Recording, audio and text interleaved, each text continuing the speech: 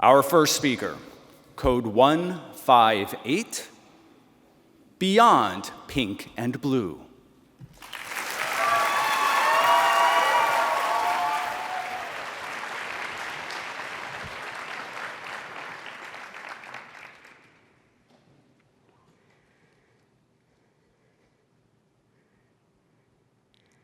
Everything that you have ever and never wanted to know about my family can be found on the Schiefelbein family Facebook page. 35 siblings, cousins, parents, and grandparents all joined in one never-ending digital reunion, which is like a regular reunion, but with even more awkward comments and less potato salad. The only upside is that I get to see all my cousins' cute baby announcements. Congrats, you did it! Literally. And that's all fine and well until I see their gender reveal parties.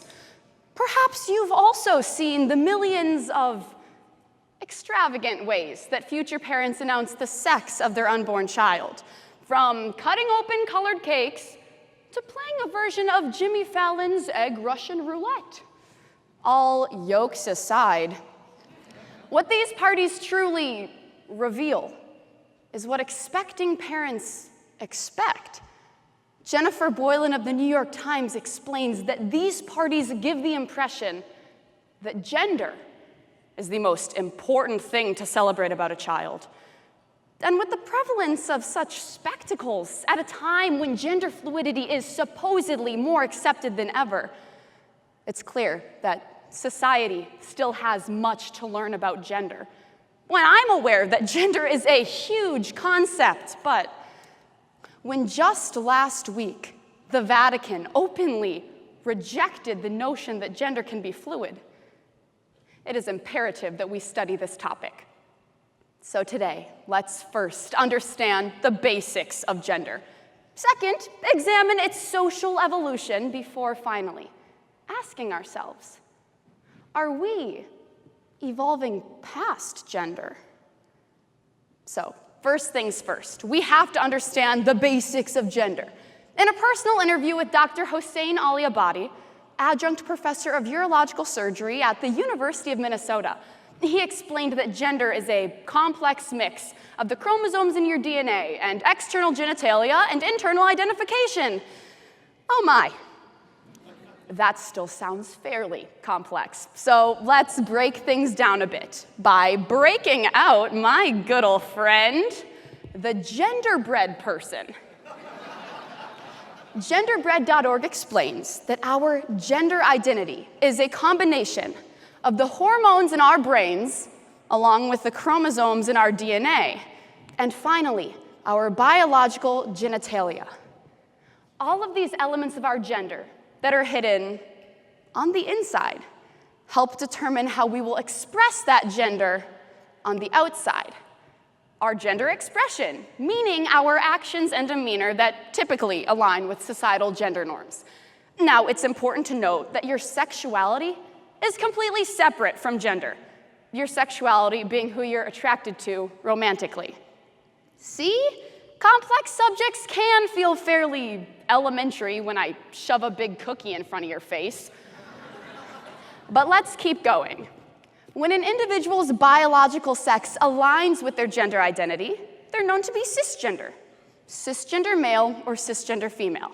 However, 1 in every 100 individuals identifies as transgender, simply meaning that their biological sex doesn't align with their gender identity. And while being transgender used to be considered a mental disorder by the World Health Organization, beginning in 2022, the United Nations will designate gender incongruence under the Sexual Health Chapter in an effort to reduce stigmas and increase acceptance. And it is imperative that these distinctions are made because, as many studies support, being transgender isn't a choice. For example, Catherine Wu of Harvard University found that identical twins who share 100% of their DNA are more often both transgender than fraternal twins, indicating that genes play a role in transgender identity. So, just like Facebook circa 2004, gender has also undergone some major social changes, because the meaning behind different gender norms and stigmas can differ vastly depending on time and place. For example, during ancient times, otherwise known as the MySpace era, there were actually high levels of equality among genders because, get this, equality and teamwork yielded better chances of survival. However, this gender equality was short-lived, thanks to the introduction of the plow. Yeah, this piece of wood is responsible for establishing some of the gender norms that still plague our Western society. Allow me to explain. UN advocate and economist Esther Boserup asserts that since the plow required significant upper body strength to maneuver, men had an advantage in farming over women, leaving women to perform more minute tasks around the house, ones that could be stopped and started easily in order to tend to children. So I guess you could say it really was hoes before bros. And this asserted men as dominant, prominent individuals who could quite literally get that bread. In fact, many things that are now deemed feminine were once masculine norms. Cheerleading was once considered too masculine for women because it required a commanding voice. When it wasn't until the 1940s that women really became a part of the sport because most men were off fighting in the war. And similarly, color has oftentimes been associated with gender. Pink was once considered a boy color because it was strong, in close relation with red, whereas blue was more delicate, therefore feminine. These color assignments were reinforced by marketers who hoped that, by abiding by the color scheme, parents would buy new sets of baby accessories rather than reusing. But the color scheme was flipped to what we know now, in part by blue military uniforms being associated as manly, causing manufacturers to settle on pink for girls. But these gender systems and stigmas are not universal. In fact, there are plenty of cultures across the globe that identify beyond the binary, from individuals known as two spirits in the Navajo tribe to the Fa'afafine in Samoa, who were born male but identify as female.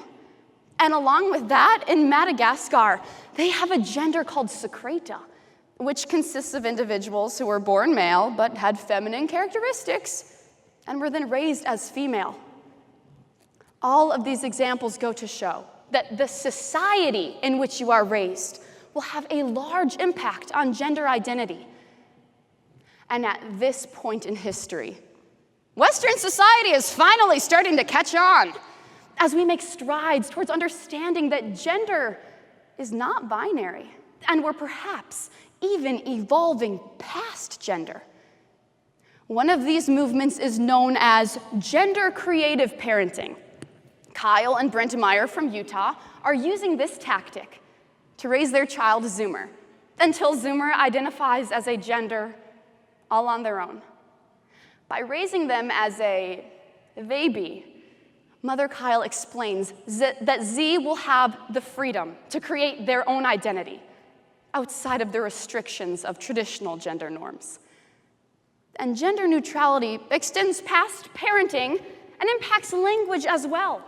Studies conducted in the research journal entitled Sex Roles found that countries with gendered languages, such as Italian, French, and Spanish, in which all nouns are either masculine or feminine, have higher levels of gender inequality. For example, in French, many nouns for professions don't have a feminine form, inadvertently creating gender stigmas about women in the workplace.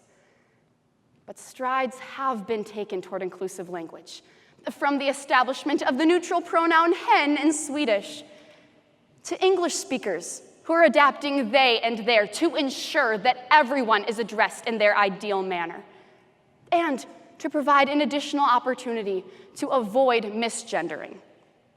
And gender-neutral retail has even reached the forefront, thanks to smaller startup stores such as the Fluid Project.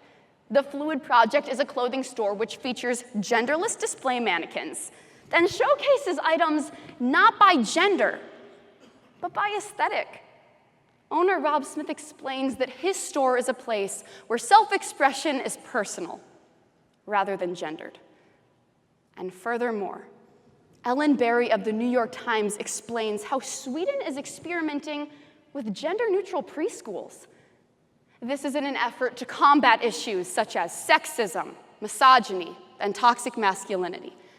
Well, instead of boys and girls, students are just addressed as friends. And if students' actions align too closely with traditional gender norms, they're corrected. Well, for example, there are no dolls or building blocks on the premise, and if boys are acting too aggressive, they're told to go play in the kitchen. And while obviously this program was created with the best of intentions, its implications could be interesting. Because when actions are monitored so precisely and words are censored, it makes you think about the freedoms given up for the idea of equality. So, just like avocado toast and overpriced coffee, gender reveal parties will likely continue to be a craze among millennials. But today we've learned that gender is much more than just pink and blue. Heck, Facebook offers 71 gender options to choose from, proving that the biological, social, and future evolutions of gender will continue to play an integral role in our society, which is why it is more important than ever that we remain informed. And that is a status update that's worthy of a like.